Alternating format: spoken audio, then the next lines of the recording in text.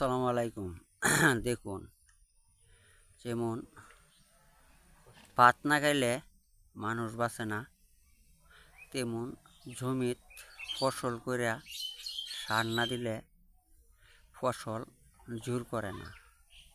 তেমনই দৃশ্য একটা, এই দেখুন, মানুষ গৃহস্থী করছে, যেগুলার মধ্যে সার দিছে সেগুলা সুন্দর হয়ে গেছে, আর যেগুলার ভিতরে সার দিছে না সেগুলা লাল্লে চাট মেরে দিয়েছে।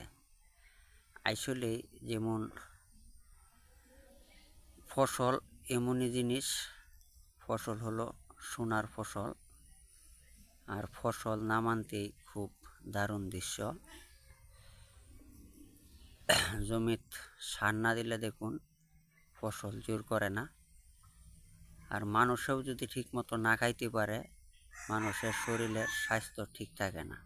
এমন ধানও দেখুন সার দিচ্ছে, জমিত জোর হচ্ছে এবং ধানেও শরীরে জোর পাবে। তাই মানুষে বলে যে খেতে যদি না পারা যায় শরীরে জোর হয় না, আর জমিতে যদি সার না দেওয়া যায় তাহলে ফসল ঠিকমতো ফলে না। এটাই বাস্তব।